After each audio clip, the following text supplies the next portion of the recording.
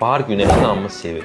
Onun yumuşaq hesab etdiyimiz, bizə xoş hisslər bəxş edən şüaları isə heç də göründüyü kimi təhlükəsiz deyil. Məhz yaz günəşi gözlər üçün xüsusilə aqressivdir. Onun ultrabənövşəyi şüaları və parlaq işığı hətta siz istilik hiss etməsiniz belə, torluq qışanı zədələyir. O şüalardan ən çox makula mərkəzi, yəni görmə itiliyinin cavabdeh olan zona zərər görür. Nəticədə günəş retinopatiyası, yəni torluq qışanın işıq yanığı baş verir. Mərkəzdə dumanlı ləkə yaranır, xətlər təhrif olunur və görmə itiliyi azalır. Günəş retinopatiyasının xüsusi bir müalicəsi əfsuslar olsun ki, yoxdur. Əksər hallarda görmə qabiliyyəti 3-6 ay ərzində bir az tədricən bərpa oluna bilər. Amma çox vaxt o da olur. Evdən çıxanda günəş eynəyinizi çalışın unutmayasınız. Düz çıxdısa qayıtmaq ehtiyacı yoxdur, amma dənizə gedəndə mütləq onu gərək istifadə edəsiniz.